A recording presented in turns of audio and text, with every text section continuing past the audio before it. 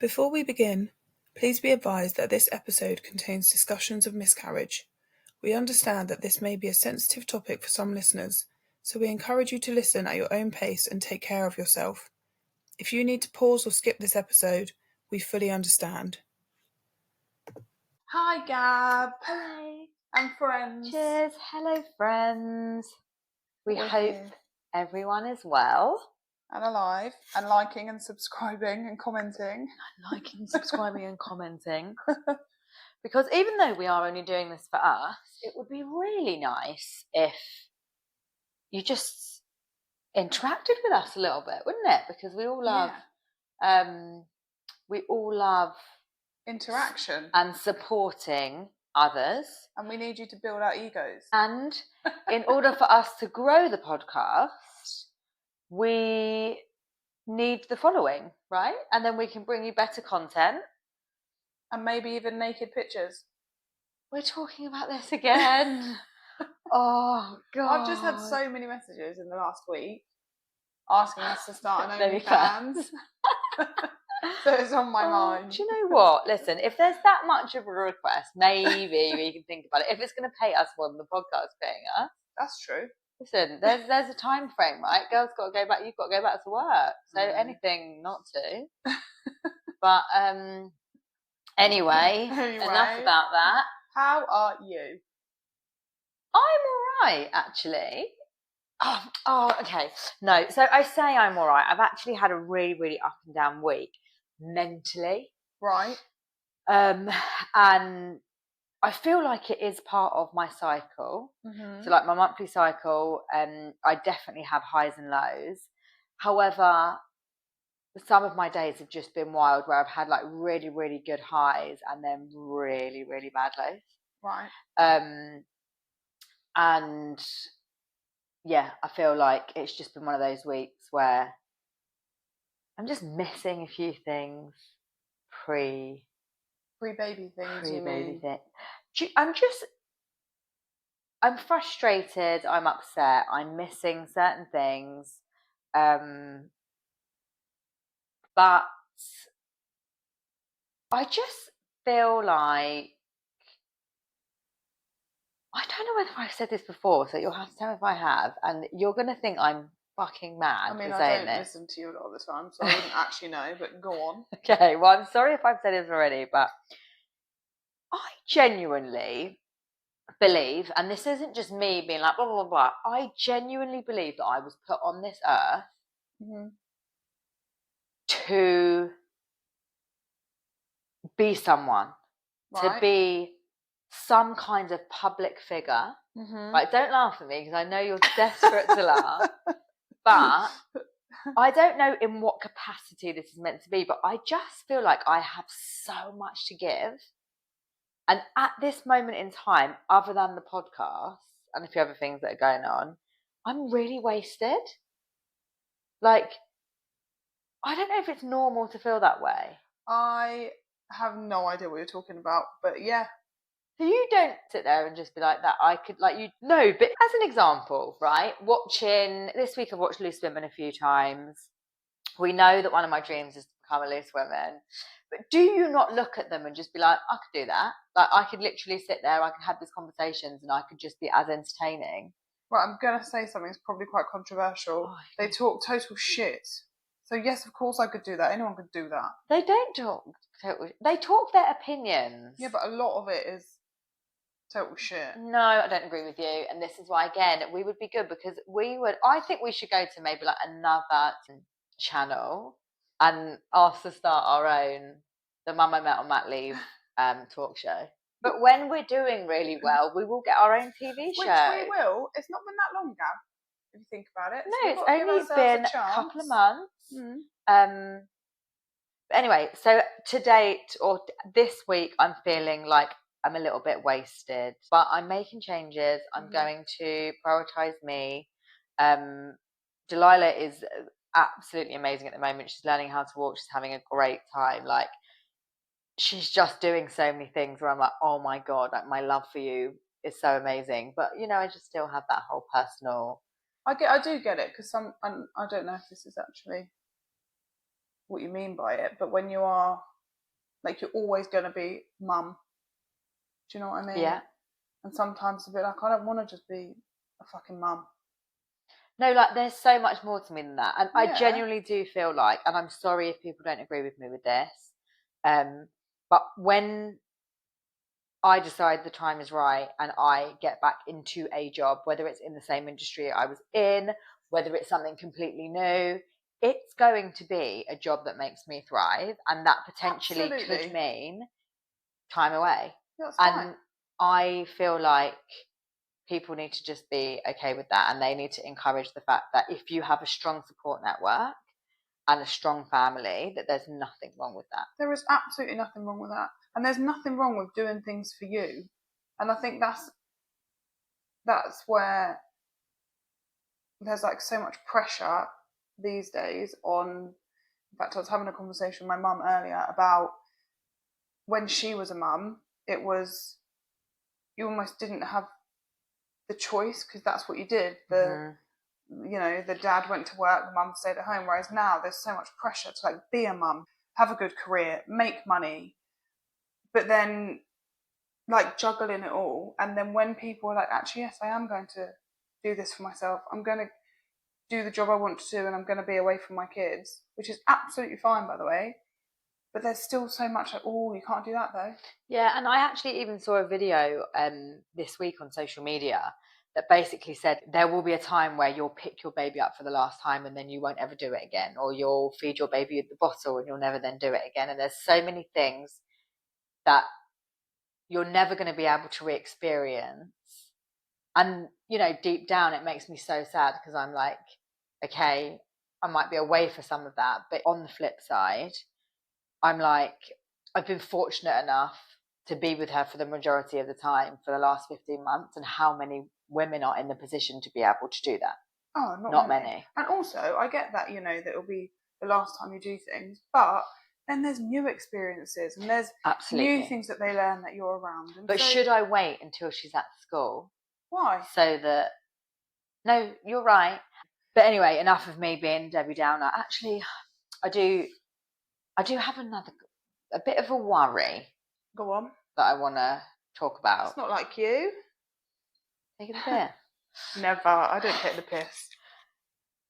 Right. So in the first episode we spoke about intrusive thoughts a little bit, and I have noticed, or I have realised, that from the second I fell pregnant, I have always had a thought in the back of my head that this is too good to be true. So every single night, I will go into Delilah's room and say, like, when I'm going to bed, and I'll whisper, "Good night, Delilah, I love you," and I touch her head. That's cute. And John asked me, why are you touching her head? And the reason that I'm touching her head, and this may be absolutely not normal, or it might be normal, I don't know, but this is why I want to talk about it, is because I have a fear that she'd have like a temperature and I wouldn't know. And a baby sleeps through temperatures, right, if they're unwell. So I'm like, that's my way of, I don't know. Checking. Just checking. She's fine. She's okay. Actually, what you're saying is for the last 2 years, you have worried every single day that something's going to go wrong. Something's going to go wrong. And I think this genuinely came from, so if we look back to pregnancy, I was under the impression, and again, I'd love to know if this is not if this is normal. So John and I never had any accidents in 10 years, right? What, as in like getting pregnant by accident? Okay. Yeah. So obviously weren't doing it enough. To be fair, I haven't had an accident either, but we were just very careful, very, very careful. So when it finally did happen, when we finally fell pregnant, I was just expecting something bad to happen. Okay, and I think that is very normal. I've spoken to, weirdly, a few friends recently who are pregnant. So one of my friends is pregnant at the minute, and she was bleeding a couple of weeks ago. So I went to the hospital, which you would, because you're told to.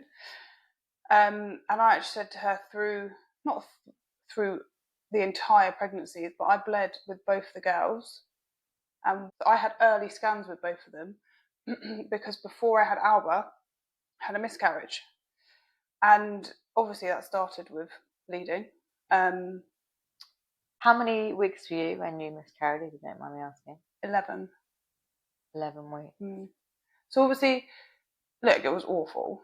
I wouldn't wish it upon anybody. But that's the other thing, is nobody talks about it. So no one talks about the bleeding through pregnancy. No one talks about the miscarriage. So when it happens to you, you're like, I'm on my own. Mm-hmm. And the more I spoke about it, the more I realised that it was happening around me. My friends had had miscarriages. I know quite a few people now who have. But it started, I actually remember when I got married, on my wedding day, so not many people knew I was pregnant. I was about 8 weeks pregnant. And someone said something to me about how am I feeling about the pregnancy. And I was like, I don't even feel pregnant, you know. And that, I didn't realise at the time, was actually when I'd lost the baby. I didn't know. Wow. Yeah. But do you feel pregnant at the start? Yeah. You know, like when you just I guess know. you just, I remember, sorry to change very slightly, but all the symptoms I was told and expected I would have to know that I was pregnant, I didn't get. See, some people don't get them, do they? Or they come later. Like, okay, I was very, very tired, but I was jet lagged at the time, so I just thought it was that. And I did have really, really sore boobs. Yeah. But weirdly, with my periods pre-Delilah, I used to get sore boobs anyway.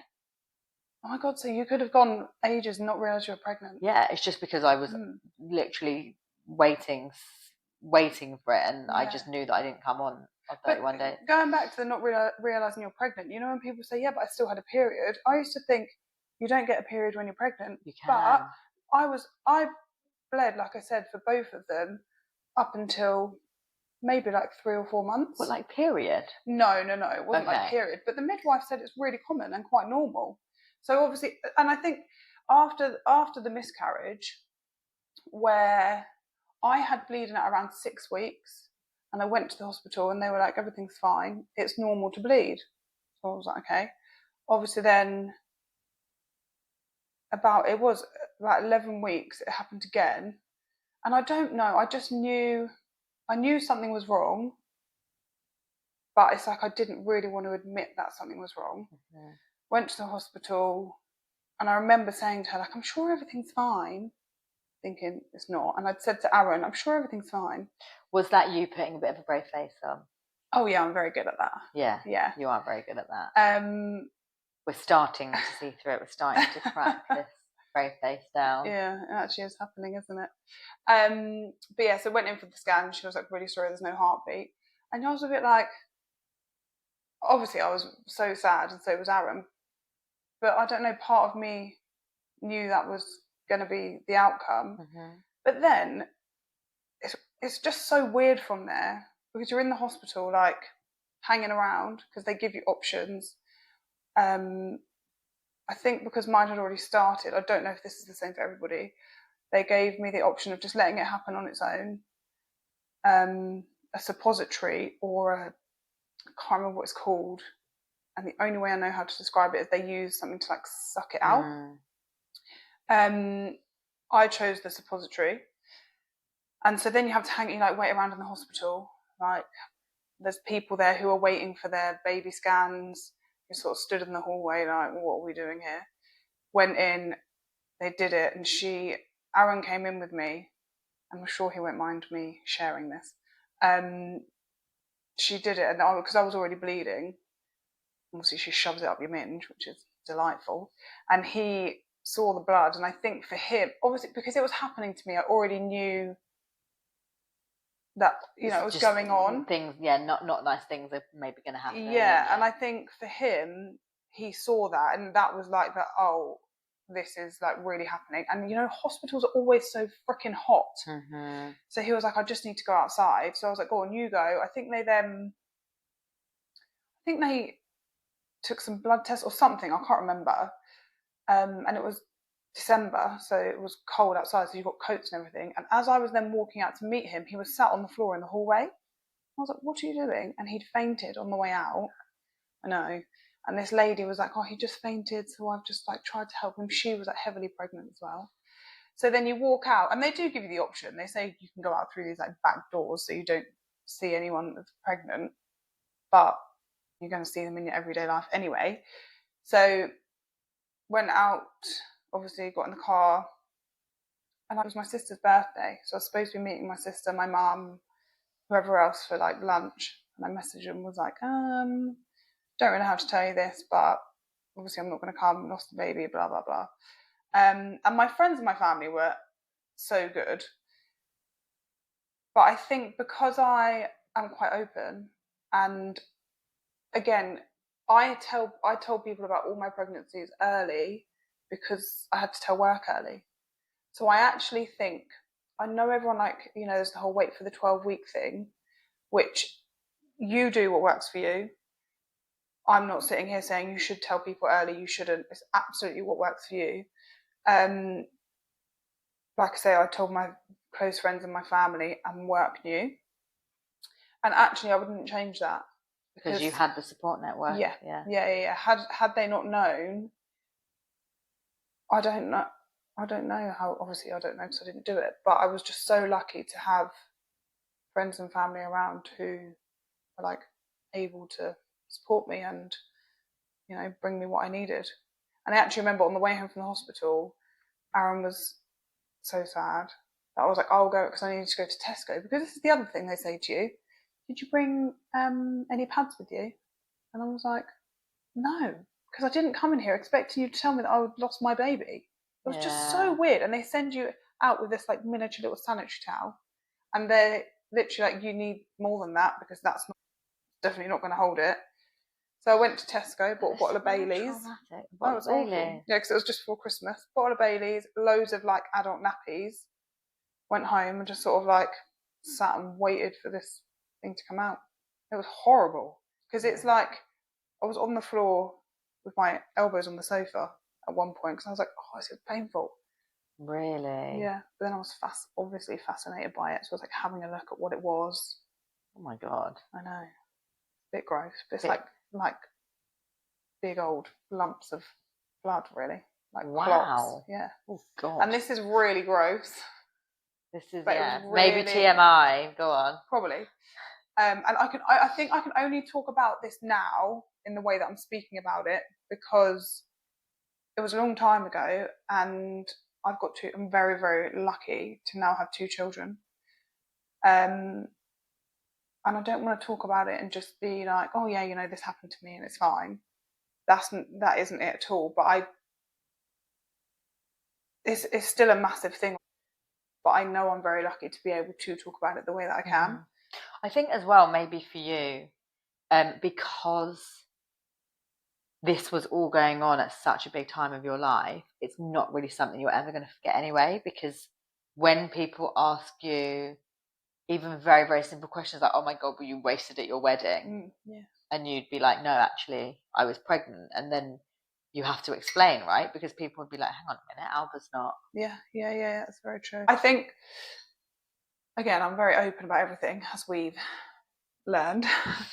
And because I'm okay to talk about it and like I'm able to, I'd actually think it would be unfair if I didn't, because I remember thinking, I know one person who's had a miscarriage, and that's not the case.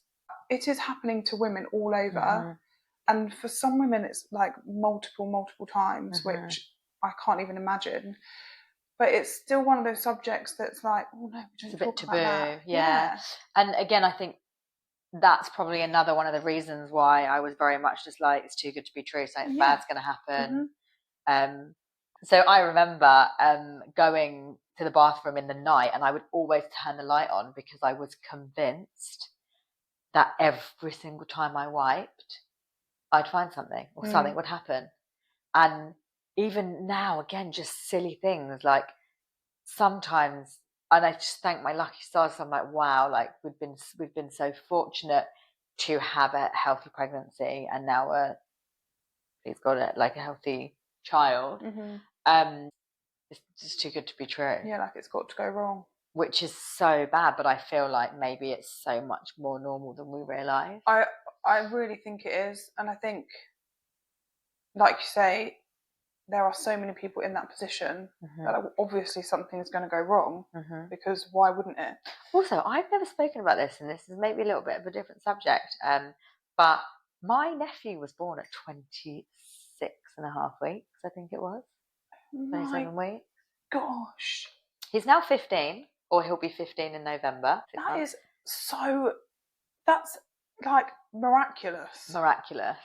How big was he? Or small was he? £2.2. Oh my God. £2.2 in hospital for 3 months. I'm not surprised. Very, very traumatic, as I'm sure you can imagine. Yeah. But again, like he's our little miracle. Like he's our miracle, because we're just like, you know, when you're just like, maybe things are just too good to be true. Like something must happen. Obviously, he's very, very healthy and fantastic now. But I consciously had it in my head. Even then, you know, I wouldn't travel after like 24 weeks because I was like, you know, I might go into labour at 26 weeks. But then I suppose that's from your experience that it's possible. And we don't know why. So my sister never had a diagnosis of why she went into labour early. And I was so mean to her the night she went into labour. So mean to her. Yeah, but you didn't know she was in labour. No, and she wasn't in labour at the time. Oh, right. So she went into labour in the middle of the night that night. We were still living together at my mum's at the time. And yeah, I just never like kind of forgave myself for that. So I was very much just like, oh my God, like what if something happens during my pregnancy? Like, and all I did, I was so mean to my sister and hers. But I did make up for it in her second pregnancy. Well, I'd say I did. I was a bit nicer.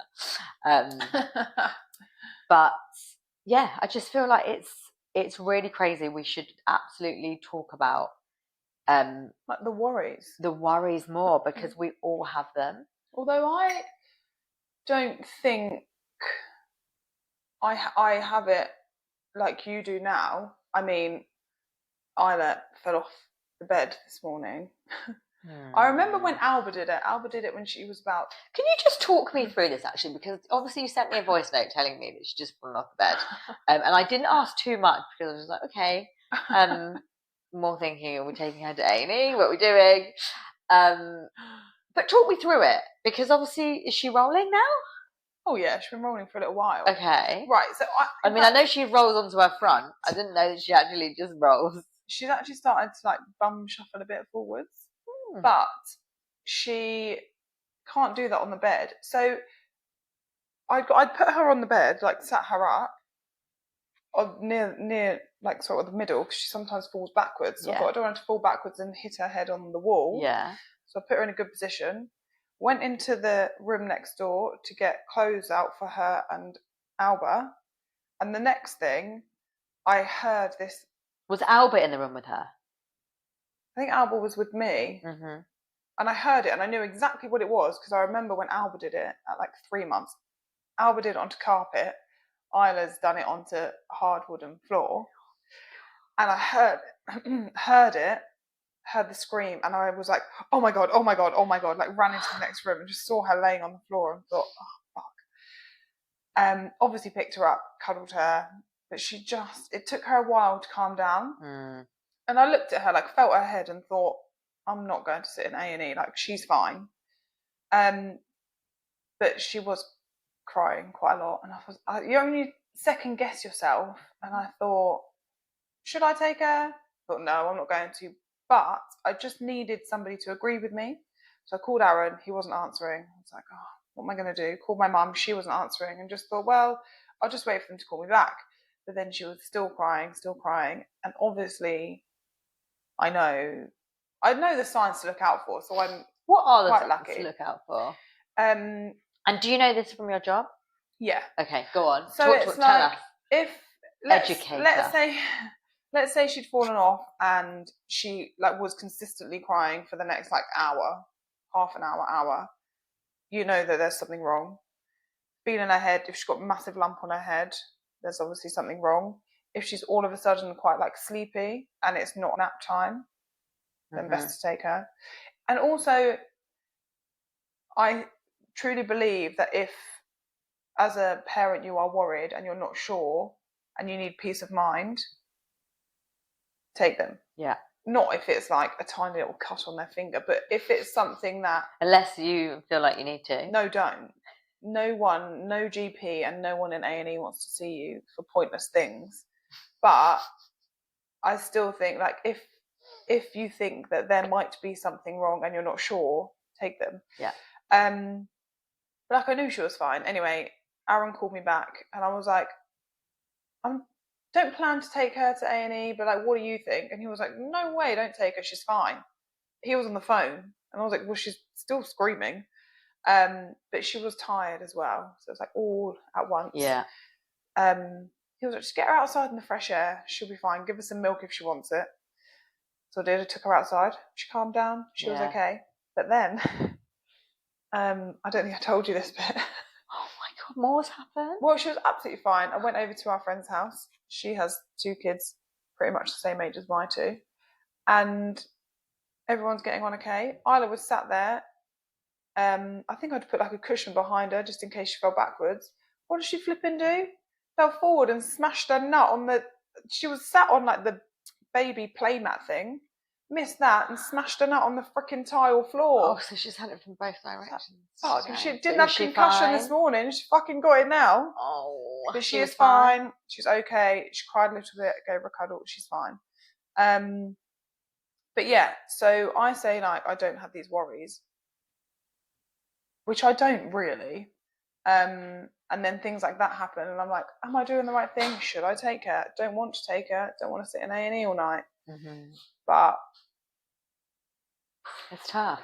It is. But like you said, I think when you know, like as a parent, like going back to when Delilah has conjunctivitis, yeah, I didn't take her until I was worried. Like as in until I was like, this doesn't. I'm not sure.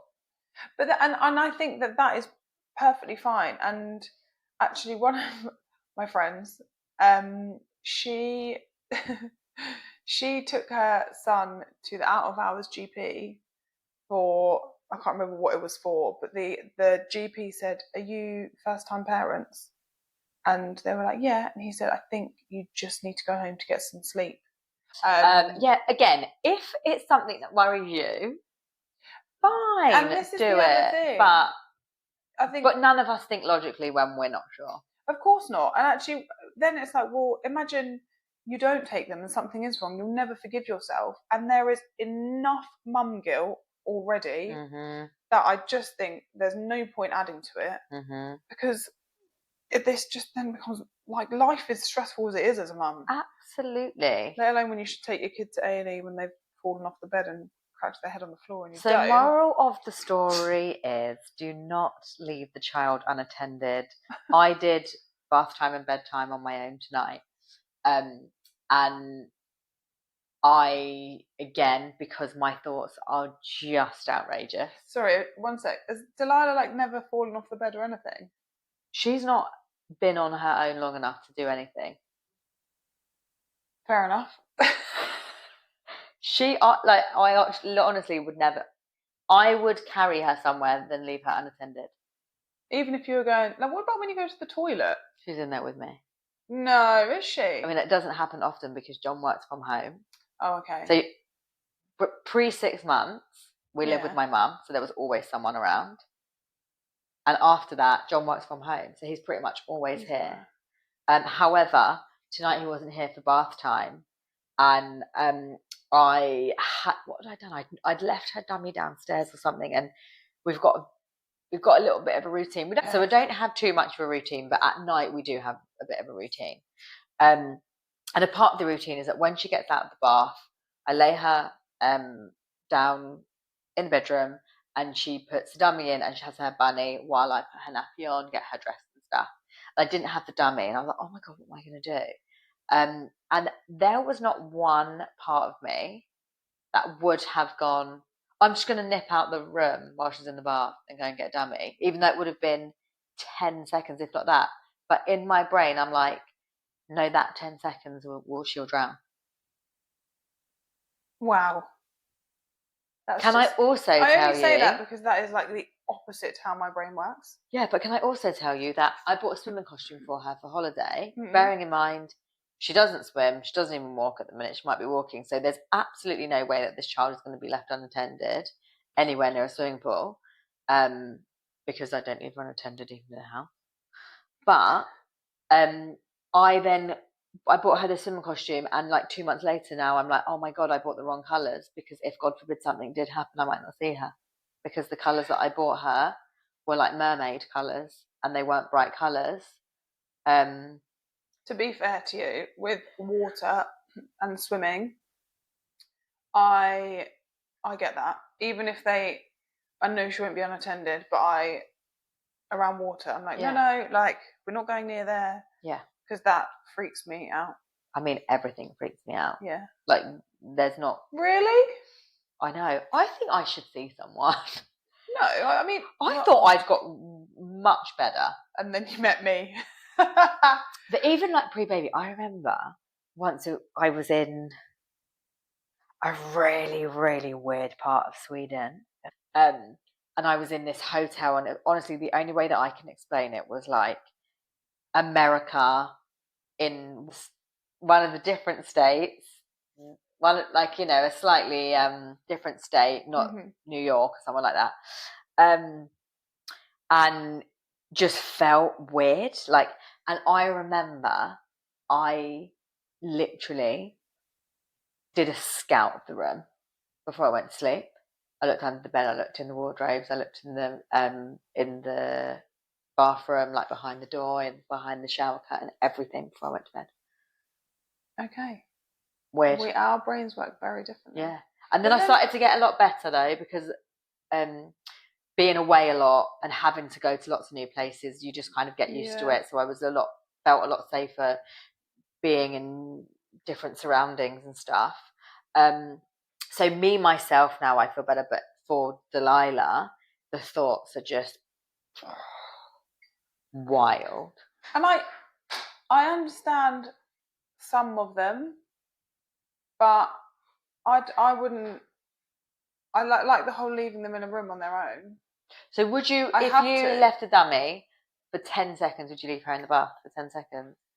So at the minute, they bath in my mum's kitchen sink because she doesn't have a bath. And I wouldn't, because it's quite slippery, and Isla is not in like a bath seat, so if she slips, she might hit her face on the sink. If they were in a bath and she was in that like lay down seat thing, yes. But that's the difference. If she's in a lie down seat because she can't really move that much. If she was sat up in the bath, no, because I'd be worried that she's going to slip and just hit her face. Yeah. So you're thinking, so you're worried that she's going to hit her face. I'm worried she's going to drown. Worst case scenario. If you haven't watched, and I think I've told you before, This Is Us, and there's a guy on there, Randall, and his wife, and basically all they like whenever they would do something or they would have a situation, they'd be like, right, worst case scenario, what's the worst that could happen, and then anything else would be better than that. So I feel like that's in my head, so I'm like, worst case scenario, and then it freaks me out, so I don't do it anyway. Oh my God. Do you think though, I'm just thinking about why we think differently. Do you think it's like what your parents teach you and how you are brought up? Absolutely. Because my mum, 110%. Yeah, it must be. Because my mum was like, always like, yeah, of course you can. Go and do that. Go and climb that. She's very... No, we would have very much like, oh no, be careful. Obviously she looked after us. But yeah. No, I just... No, see, and actually I look at my brother with his kids. I remember them learning to like use a scooter quite young because they live in town, so they just like scoot everywhere. And I'd watch them and be like, oh, I'm not stepping in because they're not my kids, but be like, oh my gosh, is he going to fall off? Is she going to fall off? And he'd be like, well done, mate, that's great, well done, keep going. And I'd say to him, like, does it scare you a bit? He'd say, well, sometimes, but I can't let them see that because I need them to know that they're doing a good job. Yeah. I do think maybe guys are slightly different though, because I don't think John would have any of the thoughts that I have. Hence Totally why agree. he asked me, why do I touch Lila's head every single night? I feel like even listening to you and like even trying to think about how your brain works is a bit stressful. Stressful and exhausting. I can't. Like, again, this morning, woke up. So she had a little bit of a different routine last night because we were out at my parents' house a bit late, so she wasn't in her bed. Like, didn't go to sleep in her bed. So this morning, my alarm went off at 7 and she wasn't awake yet. And my instant reaction is, oh my God, I've got to turn the monitor on. Oh. I also just need to do a bit of confession here, because I didn't turn the screen off on my monitor until she was a year old. And I think it was you and a few of the girls literally said to me one night, are you mad? What? Like, turn it off. You can turn it off and still hear her. I don't think I've ever taken the screen up to bed with me. Weird. Well, because they're in the bedroom with you. Well, no, she's not in the bedroom with me. No, but then when they moved to the other bedroom, it was annoying me because they move around in their bed. So, but yeah, I have it on now downstairs, but that's because my mum's house is like so separate. But I go to bed and they're next door. I can hear them. Yeah, no, I will have it on, and I will. But if I hear her cough and it's a different sort of cough, I'll turn it on in the middle of the night. And look at her. Oh my God. Anyway, look, it's what you're comfortable with. Absolutely. Again. Moral of the story is, I still suffer really bad with intrusive thoughts and I'm nervous of everything. However, I'm getting through life and I'm all right. So. And also, I'm going to drag you to all these things that you're nervous of and make you do it. Fine, I'm here for that. We can make a bit of a series out of that. We could. Although I probably would have boundaries. What do you think would scare me? I mean, one thing that would probably scare me is that we're actually going in the summer to a really exciting concert, and someone said we might go camping. That scares me. That was not me that said camping. Absolutely not. That scares me. First thing I think is going to get murdered. It doesn't scare me. I just don't want to sleep on a fucking floor. Someone's going to come in and murder me in the tent. I grew up camping. Do you know once, actually, this isn't going to help you. Someone tried to murder you in a tent? No, like hell. I would have... Don't touch me. Karate.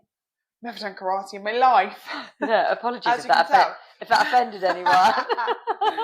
Karate chopping. I think we're in Cornwall or something. And we'd gone in our tent. There was 6 of us. And in our, 6-man tent, obviously. And in the middle of the night, the tent had caved in on everyone, and we were like, "What is going on?" And my parents were like, "Oh, don't worry about it. The winds are just really high. Don't worry about it." Trying to put it back up. And we went outside to help, I think, and there were loads of tents in this campsite that were absolutely you couldn't sleep in them. And they were like, "Just go. We'll put it up. Go back to bed." Went back to bed. Woke up in the morning. Here we are. Yeah. What happened though? The wind. The wind, yeah, it was like... Oh, I thought you were going to say that there was someone terrorising it all. No, just wind and we were suffocated in the tent. Oh, yeah, no, you wouldn't get me there. I've camped once in my life, and I was drunk the whole time because it was V Festival, and that was fine. But then that's the thing with parents again. My parents were like, yeah, it'll be fine, let's do it. We did loads of that stuff. Not for me. I'll stick to my 5-star luxury hotels, thank you. Maybe I'll take you along with me one day. To be fair, now I'm like, why would I go camping? But then the kids love it. Yeah, Delilah won't. Yeah, I don't think my kids will because Aaron hates it and I just would rather sleep in a bed. Anyway, so camping or... Is a no. Let's bring it back slightly and let's do question of the week. QOTW. QOTW. So, what is the question of the week, Emma? Question of the week this week is, when you were pregnant, did you openly discuss your worries about your pregnancy? Very good question. Yeah. I feel like I did with close friends and family. But I also did keep very macho, no, I'm fine, brave around work colleagues and stuff like that. I was very... Yeah. I think and this sounds like an arsehole-y thing to say, but we've learned I'm an arsehole. I actually didn't have many worries through both of mine, which sounds crazy considering I had the miscarriage first. But do you think you were just in the mindset of what's meant to be will be? Because you'd been through trauma before? In fact, I say that when I was really early pregnant with Alba, I was away with my sisters and Aaron. Lucky Aaron got to come with the three of us. And I remember getting upset because I was like, I think it's all gone wrong. I don't feel pregnant. I don't think it's viable.